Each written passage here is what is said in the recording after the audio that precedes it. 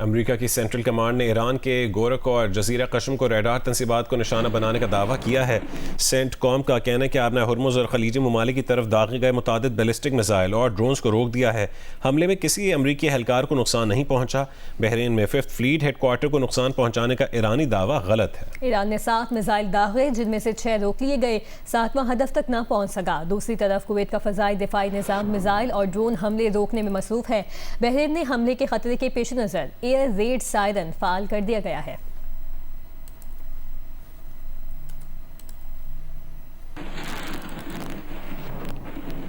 ईरानी पासदारान इनकलाब ने कहा है कि अमरीकी हमले के जवाब में खत्ते में मौजूद अमरीकी फ़ज़ाई अड्डों को मिसाइलों से निशाना बनाया गया है। 4 टैंकरों पर फायरिंग की जो बगैर इजाज़त आबनाए हुर्मुज़ अबूर करने की कोशिश कर रहे थे। पासदारान इनकलाब ने कहा कि ईरानी मकामात पर अमरीकी हमलों के जवाब में कुवैत और बहरीन में अमरीकी अड्डों को बैलिस्टिक मिसाइलों से निशाना बनाया गया।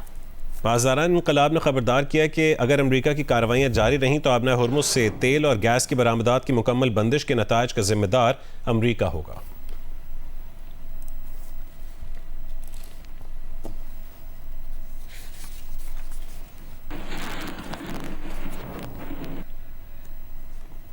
बहरीन ने ईरान की जानिब से बहरीन और कुवैत पर 7 बैलिस्टिक मिसाइलों के हमले की मजम्मत की है। एक बयान में बहरीनी वजारत ख़ारजा ने कहा है कि ईरानी हमले खित्ते की सलामती और ख़ुद मुख्तारी की खुली खिलाफ वर्जी हैं। बहरीन और कुवैत ने मिसाइलों को कामयाबी से इंटरसेप्ट किया है। बहरीन ने ईरानी हमलों और आबनाए हुर्मुज़ बंद करने की कोशिशों को अक़वाम मुत्तहिदा की सलामती काउंसिल की करारदाद 2817 की खिलाफ वर्जी करार दिया। बहरीन ने ईरान से हमले फौरी रोकने और आबनाए हुर्मुज़ की बारूदी सुरंगें साफ करके उसे बगैर किसी रुकावट के फौरी खोलने का मुतालबा किया।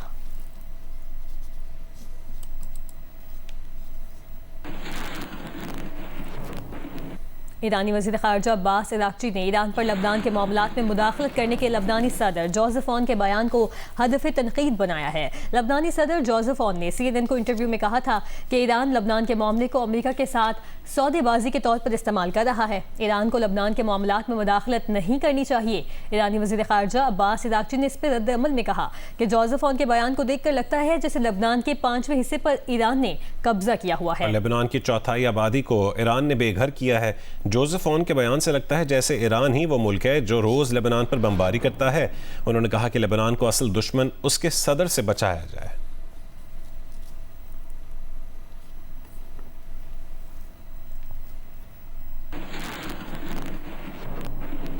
ईरान अमेरिका जंग में सबसे अहम मामला आबनाए हुर्मुज़ को खोलने का है और आबनाए हुर्मुज़ को कंट्रोल करने के लिए सबसे अहम जगह हुर्मुज़ जजीरा है। वहाँ क्या सूरत हाल है, जानते हैं जियो न्यूज़ के नुमाइंदे सैयद अब्बास नकवी से।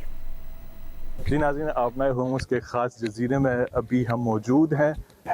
इस जजीरे की ख़ास बात यह है, इस पर मौजूद जो भी फोर्सेस होंगी वो पूरे आबना पर कंप्लीट कंट्रोल रख सकती हैं। मेरे बैक साइड पे भी अगर कैमरा हमारा दिखा सके, कुछ किश्तियाँ अभी तक खड़ी हैं और उनको अभी तक इजाज़त नहीं मिली। ये जजीरा आम तौर पे साल भर में सयाहों से भरा होता है। ये जो एरिया है जहाँ हम खड़े हैं इसको रेड बीच कहते हैं, साहिल सुर्ख। तो यहाँ की जो मिट्टी है वो एक ख़ास लाल कलर की है। इस रंग की वजह से ये यहाँ की एक ख़ास निशानी है। आज लेकिन इस जंग की वजह से जो अमेरिका और ईरान के माबैन चल रही है, ये एरिया फ़िलहाल सयाहों से खाली है। इस जजीरे की हिस्ट्री में भी जो है वो काफ़ी कदर रही है। वर्ल्ड वार 1 के इर्द गिर्द जो है पुर्तगीज़ फोर्सेस ने यहाँ कब्ज़ा किया था ताकि जो आमद और रफ्त है मुस्लिम ममालिक के खलीज फ़ारस के इर्द गिर्द उसको कंट्रोल कर सकें इस एरिया से, और जो अरेबियन सी की तरफ और इंडियन सी की तरफ जो भी किश्तियाँ जा रही हैं उनको यहाँ रोक सकें और कंट्रोल कर सकें। जी नाज़रीन, आप मेरे बैक में देख रहे हैं, इसको पुर्तगालियों का किला यहाँ कहा जाता है हुर्मुज़ आइलैंड के अंदर। जब पुर्तगाल का कब्ज़ा रहा था इस आइलैंड में जो कई सौ साल थे, तो वो इधर से कंट्रोल करते थे पूरे हुर्मुज़ के आबना को। जंग शुरू होने की दोबारा जो है वो खबरें आ रही हैं, तो टूरिज़म बहुत कम हो चुका है, लेकिन अभी तक जो है वो सिलसिला जारी है। पोर्ट के साथ बंदर अब्बास पोर्ट जो है वो नज़दीकी बनता है, 1 घंटे का जो है फासला है, और लोग आते जा रहे हैं, लेकिन टूरिज़म बहुत कम हो चुका है। Syed Abbas Naqvi, Geo News, Hormuz island.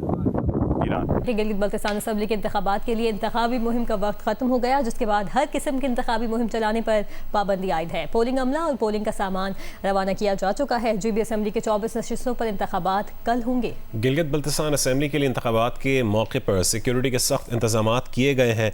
मकामी पुलिस और GB स्काउट्स के एहलकार तैनात होंगे। मजमूई तौर पर 9,58,480 वोटर्स हक़ रायदही इस्तेमाल करेंगे। 396 मर्द उम्मीदवार जबकि 8 ख़वातीन उम्मीदवार मैदान में हैं। पीपल्स पार्टी 23 उम्मीदवार, नून लीग 22, इस्तेहकाम पाकिस्तान पार्टी 15, पाकिस्तान मुस्लिम लीग 11, JUI के 9 उम्मीदवार मैदान में हैं। MWM 7, जमात इस्लामी और MQM के 6 उम्मीदवार इंतखाबी दौड़ में शामिल हैं, जबकि 267 आज़ाद उम्मीदवार भी इलेक्शन लड़ रहे हैं।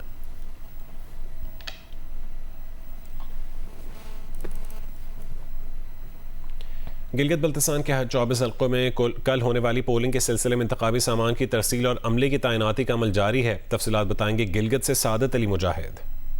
गिलगित बल्तिस्तान में 7 जून को होने वाले इंतखाबात की तैयारियां मुकम्मल कर ली गई हैं और जो इंतखाबी सरगर्मियां हैं और इंतखाबी मुहिम है रात 12 बजे के बाद बंद कर दी गई है। इस इलेक्शन मटेरियल है, इंतखाबी मवाद है, वो तमाम मुतल्लिका डिस्ट्रिक्ट रिटर्निंग ऑफिसर्स तक पहुंचा दिया गया है और इलेक्शन कमीशन की जानिब से ये हिदायत की गई है कि ये मवाद फौरी तौर पर मुतल्लिका रिटर्निंग ऑफिसर्स के हवाले किया जाए। यहाँ चीफ इलेक्शन कमिश्नर ने गिलगित बल्तिस्तान के अवाम से अपील की है कि कल जब पोलिंग शुरू होगी और पोलिंग के अख्ताम तक इसी तरह नज़्म व ज़ब्त का मुजाहिरा करें, अमन व अमान को बरकरार रखते हुए पोलिंग में हिस्सा लें। जी बिल्कुल, कल रात 12 बजे के बाद से जो है सियासी सरगर्मियां अब मुकम्मल खत्म हो चुकी है और इस वक्त पूरे गिलगित बल्तिस्तान में मुकम्मल खामोशी का सा समा है। और मगर जो है इस वक्त में जो है DRO ऑफिस में मौजूद हूँ, जो कि जुडिशल कम्प्लेक्स कद्दू में मौजूद है, और RO ऑफिस भी यहाँ पे मौजूद है। और यहाँ से इस वक्त सामान की तरसील का जो सिलसिला है वो जारी है और जो दूर दराज के इलाके हैं उनको आज सुबह ही जो है मुतालिका पोलिंग ऑफिसर्स के साथ जो पोलिंग का सामान है वो भेजा जा रहा है। और साथ ही साथ जो नियरेस्ट लोकेशन पे भी पोलिंग स्टेशन है वहाँ पे भी जो है जो मुतालिका पोलिंग ऑफिसर्स है उनके हमरा पोलिंग का जो सामान है वो भेजा जा रहा है। जी, आम इंतखाबात गिलगित बल्तिस्तान के इनेकाद कल 8 बजे से शुरू होगा और शाम 5 बजे तक जारी रहेगा। उस हवाले से डिस्ट्रिक्ट दियामर हल्का 1 की बात की जाए तो यहाँ से जो भी पोलिंग अमला है वो अपने मुतल्लिका स्टेशन के जानिब रवाना हो चुका है और जो पोलिंग सामान है अभी अमल के लिए वो भी सिक्योरिटी के साथ मुतल्लिका जो जिम्मेदारान है उनके हवाला कर दिया गया है, जबकि बुलेट बॉक्स और दीगर जो सामान है वो भी यहाँ से रवाना कर दिया गया है। जबकि सिक्योरिटी के हवाले से बात की जाए तो सिक्योरिटी के जो तमाम तर इंतजाम है वो भी मुकम्मल कर दिए गए हैं।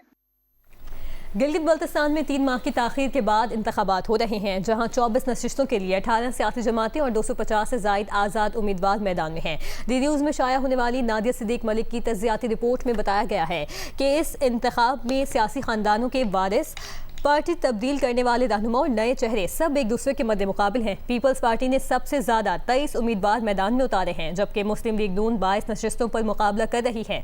तहरीक इंसाफ के हिमायत याफ्ता उम्मीदवार आज़ाद हैसियत में इलेक्शन लड़ रहे हैं और पार्टी का मौक़िफ़ है कि उसे इंतखाबी मुहिम में रुकावटों का सामना रहा। तकरीबन 9,50,000 वोटर्स के लिए 1368 पोलिंग स्टेशन कायम किए गए हैं, जबकि सियासी हल्कों और अवाम की नज़रें नताइज के साथ साथ फॉर्म 45 पर भी मरकूज हैं।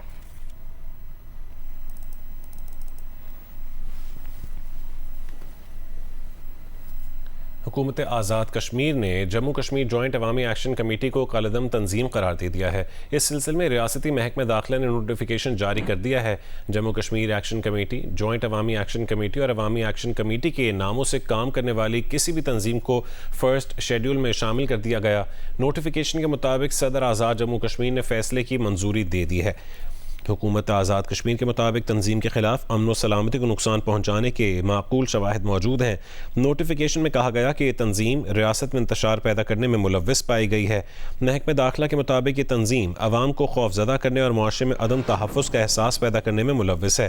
तंजीम पर नफरत को फ़रोग़ देने और रियासती अमन को मुतासर करने के इल्ज़ामात आयद किए गए हैं। महकमा दाखिला आज़ाद कश्मीर ने एक्शन कमेटी के तमाम मुतबादिल नाम भी नोटिफिकेशन में शामिल किए हैं। नोटिफिकेशन के मुताबिक कलदम करार दी गई तंजीम के खिलाफ कानून के मुताबिक कार्रवाई की जाएगी। हुकूमत आज़ाद कश्मीर का कहना है कि रियासत में अमन, कानून की अमलदारी और अवामी तहफ़्फ़ुज़ को यकीनी बनाया जाएगा। किसी भी तंजीम को अवामी अमन व सलामती और रियासती नज़्म व नस्क़ को ख़तरे में डालने की इजाज़त नहीं दी जाएगी।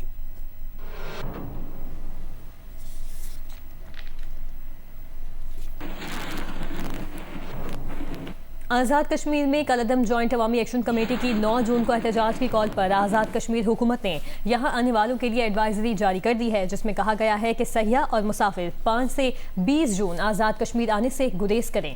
सयाहत और दीगर मकासद के लिए अफराद आज शाम तक आज़ाद कश्मीर से निकल जाएं।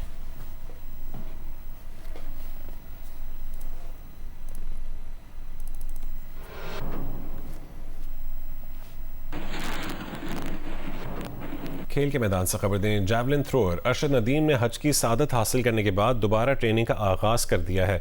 उनका कहना है कि 19 जून को होने वाली दोहा डायमंड लीग में शिरकत का फैसला आइंदा 8 से 10 रोज़ में करेंगे। ट्रेनिंग के बाद देखेंगे कि कहाँ खड़े हैं, फिर फैसला करेंगे। तो अभी माशाल्लाह ट्रेनिंग स्टार्ट की है, तो अल्लाह का शुक्र है, वैसे लग रहा है कि जैसे मैं ट्रेनिंग छोड़ के गया था वहाँ से स्टार्ट कर दिए।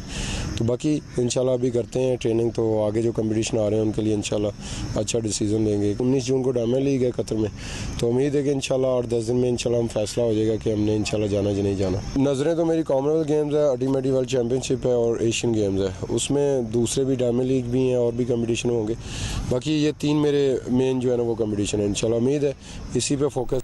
अंडर 18 हॉकी एशिया कप में तीसरी पोजीशन के लिए मैच में पाकिस्तान ने मलेशिया को 3-0 से शिकस्त दे दी। पाकिस्तान अंडर 18 टीम ने कांसी का तमगा जीता।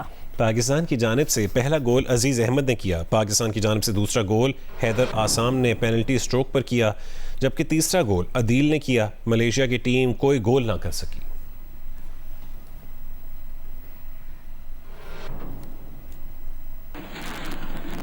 नाइजर के सहराए सहारा में ट्रक खराब होकर फंसने वाले 50 अफराद प्यास से हलाक हो गए।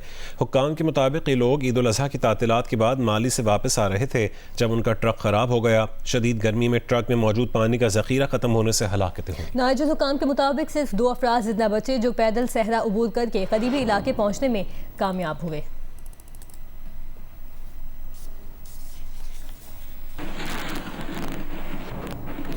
महकमा मौसमियात की बलूचिस्तान में शदीद गर्मी की लहर का इंतबाह। रवां हफ्ते के आखिर और आइंदा हफ्ते के दौरान अक्सर अजला में मौसम गर्म रहेगा।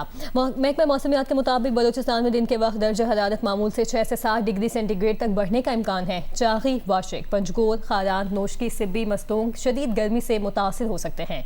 कोयटा, गवादर, लसबेला, आवरान, हब, पशीन, किला अब्दुल्ला, चमन में मौसम शदीद गर्म रहने का इम्कान है। महकमा मौसमियात ने इस दौरान सुबह 10 ता शाम 6 बजे तक धूप से बचने की कोशिश करें, पानी ज़्यादा पिएँ। PDMA की गर्मी की लहर के दौरान इक़दाम के लिए डिप्टी कमिश्नर्स और मुतालिका हुक्काम को अलर्ट जारी कर दिया गया।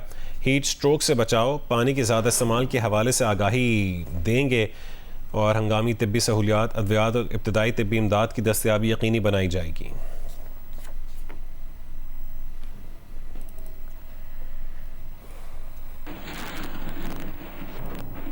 लाहौर में सूरज आग बरसा रहा है। तेज़ धूप से शहरियों के साथ चिरन परिंद भी परेशान हैं। महकमा मौसमियात ने मज़ीद गर्मी और दर्जा हरारत में इजाफे की पेशगोई कर दी है। तफसीलात जानते हैं उम्मे फरवा से। जी, लाहौर में सूरज आग जो है बरसाने लगा है और 2 रोज़ से मुसलसल लाहौर में गर्मी पड़ रही है और आज तो गर्मी की ये सूरत हाल है कि पसीने बहुत ज़्यादा आ रहे हैं और शहरी जो है इस पर गर्मी की वजह से काफ़ी परेशान है। और आज का जो दर्जा हरारत है ज़्यादा से ज़्यादा वो 40 डिग्री सेंटीग्रेड जाएगा। दर्जा हरारत तो 40 तक रहेगा लेकिन गर्मी की शिद्दत का एहसास ज़्यादा होने का इम्कान है और यही वजह है कि अभी सुबह के टाइम ही ये देखने में आ रहा है कि गर्मी की शिद्दत का एहसास 38 हो चुका है। महकमा मौसमियात के मुताबिक पंजाब के बेशतर अजला में मौसम खुश्क और शदीद गर्म रहेगा। शुमाली इलाकों के अंदर बादल दोपहर तेज़ हवाएं चलने का इम्कान है। इसके अलावा अगर हम देखें लाहौर के हवाले से तो इस वक्त 4 किलोमीटर फी घंटा की रफ्तार से हवाएं तो चल रही हैं लेकिन हवा का बिल्कुल बेएहसास नहीं हो रहा। इसके अलावा हवा में नमी का तनासुब जो है वो 32% है। लाहौर में ये देखने में आ रहा है कि जैसे जैसे मौसम खुश्क होना शुरू हुआ है AQI लेवल पे भी उसके असरात दिखाई दे रहे हैं। 140 के करीब लाहौर का AQI लेवल रिकॉर्ड किया गया है और लाहौर दुनिया का आज 7वां आलूदा तरीन शहर है। दर्जा हरारत के हवाले से और गर्मी के हवाले से महकमा मौसमियात का यही कहना है कि आइंदा चंद रोज़ तक शदीद गर्मी पड़ेगी, दर्जा हरारत भी बढ़ेगा।